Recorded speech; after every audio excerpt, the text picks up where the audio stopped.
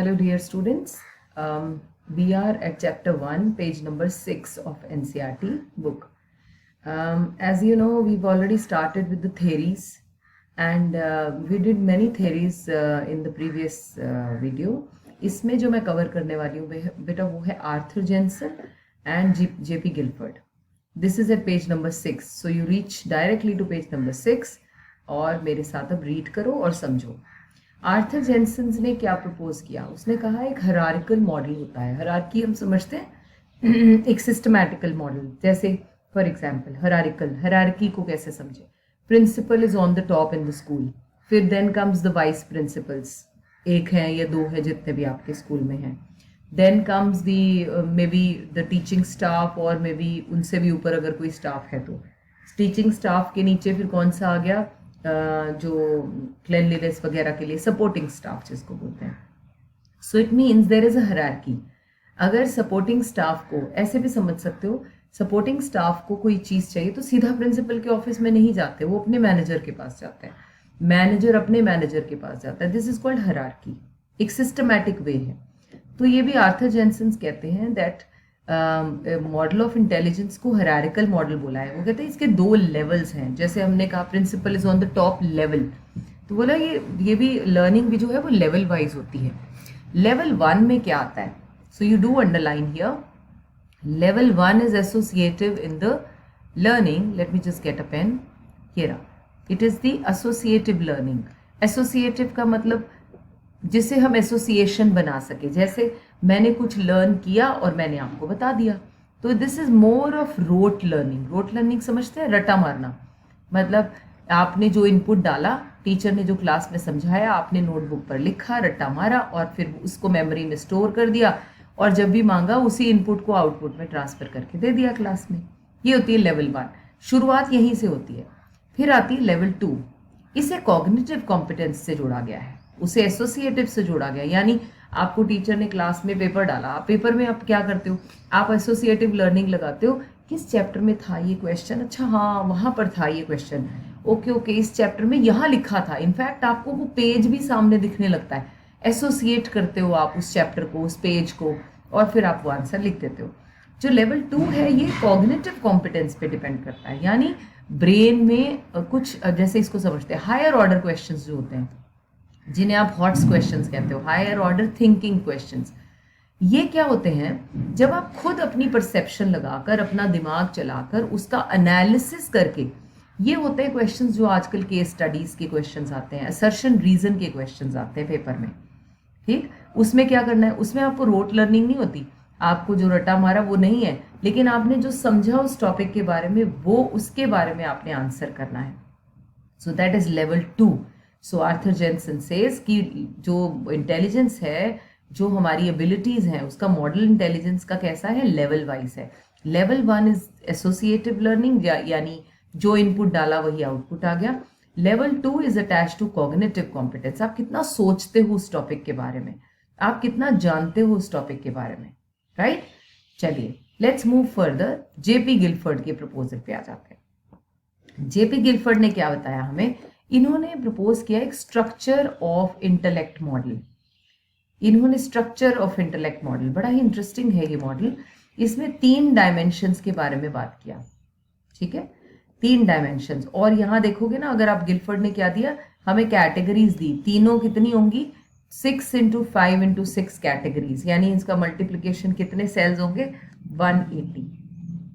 अब ये क्या है? Let's understand. पहले तो इन्होंने 3 डायमेंशंस कौन सी बताई? ऑपरेशन, कंटेंट और प्रोडक्ट. ये तीन डायमेंशंस हैं. ऑपरेशन का मतलब वो रिस्पोंडेंट जो है वो करता क्या है, how, what the respondent does. Respondent I mean जिसकी आप इंटेलिजेंस की बात कर रहे हो. Then comes the content. Content क्या है? मटेरियल कैसा है तुम्हारे पास. कंटेंट समझते हो ना आप? हम कहते हैं बुक का कंटेंट, यानी ये जो लिखा है ये किस टाइप का है. ये बहुत तरह का हो सकता है. यहाँ तो इंग्लिश में लिखा है, ये पिक्चराइजेशन में हो सकता है, सिंबल्स हो सकते हैं, है ना, पिक्चर हो सकती है, बोल दिया मैंने. ऑडिटरी हो सकता है, सुन. जैसे आप याद है कि अंताक्षरी प्रोग्राम आता था, या अभी ये कौन बनेगा करोड़पति आता है, तो उसमें क्या करते हैं? उनकी सारी तरह की इंटेलिजेंस चेक करते हैं, एक ही स्टैंडर्ड के क्वेश्चंस नहीं. आप उनको एक ऑडियो सुनाते हैं, बोलते हैं बताइए जरा ये किसकी आवाज़ है, किस मूवी से लिया गया है, या कौन पॉलिटिकल लीडर है जो ये बोल रहे हैं, तो आपकी ऑडिटरी इंटेलिजेंस चेक करता है। कभी कभी पिक्चर दिखाते हैं, ये देखिए जी इनके बारे में बताइए कौन है, तो इसका मतलब व्हाट काइंड ऑफ कंटेंट और the material is there, that's what is content is. Operation समझ में आया? Operations are what respondent does, करता क्या है वो। अब देखिए वो क्या कर सकता है, ये सारे उसके फर्दर पार्ट्स हैं। ठीक, मैं आपको भी समझाती हूँ, पहले आप सिर्फ टॉपिक समझो। कंटेंट क्या है, किस तरह की इंफॉर्मेशन प्रोवाइड हो रही है। प्रोडक्ट क्या है? Product actually refers to the form in which information is processed by the respondent. अब जो जो किस तरीके से, किस फॉर्म में जो रिस्पोंडेंट है वो अपनी इंफॉर्मेशन को प्रोसेस करता है bye looking at the content. ठीक, अब वो कैसी हो सकती है, वो उसे ब्रेक करके देख सकता है, वो उसे एक सीक्वेंस में देख सकता है ना, कैसे ट्रांसफॉर्म करता है, एकदम से रिकॉल करता है, ये सारे सिस्टम्स इसमें आ जाते हैं। मैं आपको दिखाती हूँ एक डिफरेंट मॉडल जो इंटरनेट पे भी अवेलेबल है, और क्योंकि बुक में नहीं दिया ये जो इवानिटी सेल्स का, so let me just show it to you, wait a second. अब ये देखो, ये जो साइड में आप देख पा रहे हो, ये है गिलफर्ड का model. So let me just pick a pen. अब देखिए, जैसे हमने यहाँ क्या बोला था, ओके आई एम सॉरी, हमने यहाँ क्या पढ़ा, देर आर 3 डायमेंशंस, राइट। तो कौन कौन सी डायमेंशंस बोली? Operation, content and product. Can you see here, here is content and then you can see the product and then you have the operation. Wait, so we found that we have 3 things: operation, content and product. तीनों दिख रहे हैं आपको, right? अब हमने यहाँ पर ये एक चीज और सुनी, यहाँ देखी थी मैंने, अंडरलाइन की थी ना यहाँ पे। Let me just pick up a pen. ये देखो 6, 5 एंड 6 कैटेगरीज। यहां पर देखो ये कौन कौन सी कैटेगरीज की बात कर रहा है। Let's begin with operations. Operations में क्या क्या लिखा है? कॉग्निशन, यानी रिस्पोंडेंट कैसे रिस्पॉन्ड करता है, डिपेंड करता है उसकी मेमोरी कैसी है। कॉग्निशन यानी ब्रेन फंक्शन, मेमोरी में रिकॉर्डिंग कितनी करता है, मेमोरी रिटेंशन कितनी है। डाइवर्जेंट प्रोडक्शन, ये मैं अभी बताती हूँ। Convergent production and evaluation. कितने हो गए ये काउंट करो जरा, कितने हुए। So let's pick up a free hand pen. This is what is number 1, this is number 2, this is 3, then you have divergent 4, then you have 5 and here is 6 हो गए। अब आते कंटेंट पर। कंटेंट में इन्होंने क्या क्या बोला? विजुअल हो सकता है 1, auditory 2, symbolic 3, then you have semantic 4, and then you have what? Behavioral, it's 5। ठीक हो गया। अब आ जाते हैं प्रोडक्ट पर। प्रोडक्ट में बोलता है units 1, classes 2, relations 3, systems 4, transformation 5 and implication 6। बात समझ में आई बेटा? इसमें 6 है, इसमें 5 है और इसमें भी 6 है। So when I say 6 into 6 into 5, 6, 5 and 6, ये इनके कंटेंट्स की बात कर रहा है। ये जो टॉपिक्स हैं इनकी बात कर रहा है, और इसका multiplication comes out to be 180। ये पुराना है नेट पर गिलफर्ड का। देखो इसमें कितने, 1 2 3 4 5 है कंटेंट। तो कंटेंट तो अपने पास 5 ही है। कौन कौन सा देखो? विजुअल ये रहा, ऑडिटरी यहाँ रहा, सिंबॉलिक यानी letters, then you have behavioural and then semantic. ठीक हो गया। प्रोडक्ट्स देखिए कितने हैं? प्रोडक्ट्स आर 6, ये थे ना 6, units, classes, relation, system, transformation and implication. Only there is a change in operations. पहले ये मॉडल होता था 6 into 5 into 5। पहले ये मॉडल था 6 into 5 into 5, लेकिन बाद में इसे चेंज होकर जो है 6 into 5 into 6 कर दिया। यहां पर इसमें पता है कहाँ चेंजेस आए? मेमोरी को इसने फर्दर डिवाइड कर दिया। अगर आप ध्यान से देखें, कॉग्निशन सेम नीचे से, मेमोरी को डिवाइड कर दिया रिकॉर्डिंग एंड रिटेंशन में। ये वाला जो फैक्टर है इसे 2 में डिवाइड कर दिया, बाकी सेम है, डाइवर्जेंट, कन्वर्जेंट एंड इवैल्यूएशन। पहले तो आपको ये बात समझनी है कि it's a kind of a cube, और क्यूबिक स्टडी में बना दिया और बोला ये इस तरफ इसके 5 कंटेंट हैं, इस तरफ 6 हैं और इधर भी 6 हैं, और इनको पूरा मल्टीप्लाई करके 180 सेल्स का ये मॉडल बनता है। ठीक हो गया। अब कंटेंट क्या है जो हमें दिखाया जा रहा है, कंटेंट क्या है, इंफॉर्मेशन किस फॉर्म में है। देखिए पहले कंटेंट को स्टडी करते हैं। इंफॉर्मेशन किस किस फॉर्म में हो सकती है राजे। सबसे पहला, लेट मी इरेज एवरीथिंग।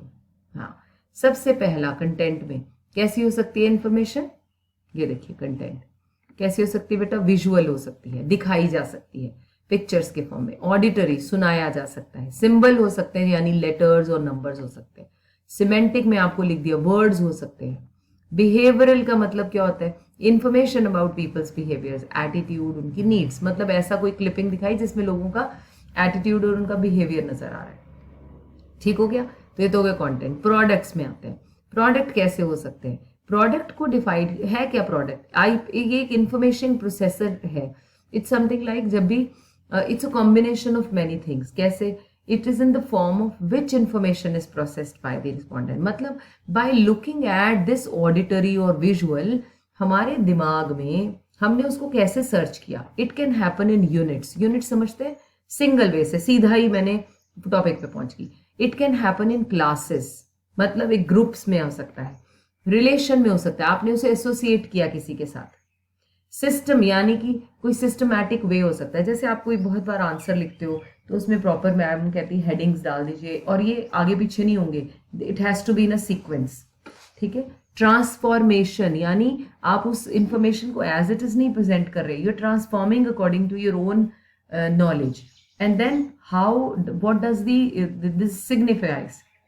आप ये भी बता सकते हो उस प्रोडक्ट में कि भाई इस बात से आप समझते क्या हो, इम्प्लीकेशन क्या है उसकी, इम्प्लीकेशन समझते हैं क्या सिग्निफाई करता है ये। ठीक, तो आप जब माइंड में किसी भी चीज को देखते हो तो आप क्या करते हो, ये सब चीजें दिमाग में होती हैं, हमें दिखती नहीं। इट कैन हैपन कि हम सीधा आंसर पर पहुंच गए यूनिट, क्लासेस मतलब रिलेशंस में, क्लासेस आई मीन ग्रुप में, यानी इस यूनिट में आए फिर हमने इसको इस तरह से स्टडी किया। रिलेशंस का मतलब क्या हुआ, किसी एसोसिएशन के साथ। सिस्टम क्या हुआ, may be sequence. Transformation, you are transforming that answer, and क्योंकि वो डायरेक्ट क्वेश्चन नहीं है तो आप उसे अपने हिसाब से उसे बना रहे हो। और इम्प्लीकेशन यानी उसका सिग्निफिकेंस चेक कर रहे हो कि ऐसा होने से होगा क्या। ये हो गए आपके प्रोडक्ट, ये आपको सारे याद करने पड़ेंगे ना। फिर आते हैं ऑपरेशन में, जो सबसे पहले था, रिस्पोंडेंट करता क्या है। रिस्पोंडेंट अपने दिमाग में, पहले तो उसकी मेमोरी पर सब कुछ डिपेंड करता है। मेमोरी में हम बहुत बार रिकॉर्डिंग करते हैं, पहले तो आप जैसे चैप्टर देखते हो, जैसे अभी ये देख रहे हो, इसको रिकॉर्ड कर रहे हो, फिर जब पेपर में क्वेश्चन आएगा तब आप उसे रिटेन करोगे, वापस लाओगे आंसर को, रिटेन करोगे। Then comes the convergent and divergent production, इसके बारे में आप जरा अपने नोट्स में लिखो, अपनी बुक पे ही लिख लो। मैं सबसे पहले लिखवाऊंगी कन्वर्जेंट का। कन्वर्जेंट होती क्या है, कन्वर्जेंट प्रोडक्शन, इसको साइड में लिख लो। The capacity to produce, the capacity to produce the right answer to a question, capacity to produce the right answer to a question or to choose the best solution to the problem, or to choose the best solution to a problem.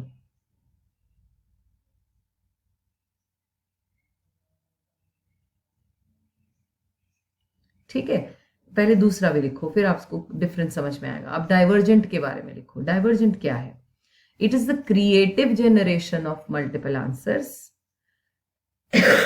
sorry, it is the creative generation of multiple answers to a set problem.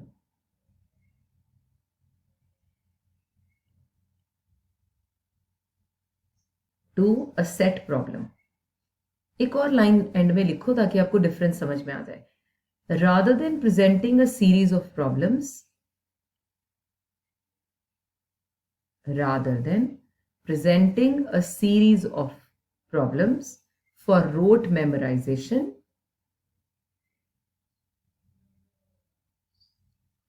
for rote memorization, ROTE वाला, रटा मारने वाला, rote memorization, divergent thinking, comma डाल के लिखो, divergent thinking presents open ended problems.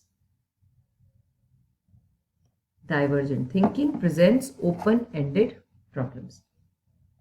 क्या समझ में आया? कन्वर्जेंट क्या है? मैंने एज इट इज नोटबुक में से याद किया और जैसे ही उसकी जरूरत पड़ी तो मैंने क्लास में उसे रिकॉल किया और मैंने उसे बता दिया। अरे बाबा, सीधी लाइन ही नहीं हो रही। ठीक है, तो हमने उसको सीधा बता दिया। Now when it comes to divergent, जैसे कि हमने ये लास्ट लाइन लिखी है बेटा, हम ये दो टॉपिक कर रहे हैं, divergent production and convergent. Convergent as it is रटा मारा और मैंने बता दिया। डाइवर्जेंट में you are applying your own knowledge rather than rote memorisation. आप क्या करते हो, किसी भी प्रॉब्लम की मल्टीपल सॉल्यूशंस ढूंढते हो। वो तो पॉसिबल तभी होता है जब नोटबुक में नहीं है, आपने दिमाग लगाया। तो ये सब किससे रिलेटेड है? कॉग्निशन से।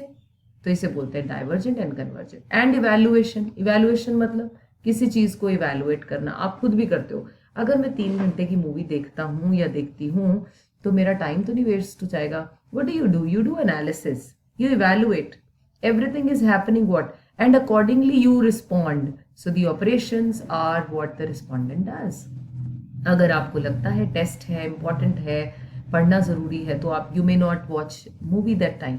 तो दैट इज इवैल्यूएशन। एनालिसिस लगाना, ये सब दिमाग से ही लगाए जा सकते हैं। आई एम श्योर हमें ये वाला मॉडल जो है वो अच्छे से समझ में आ गया।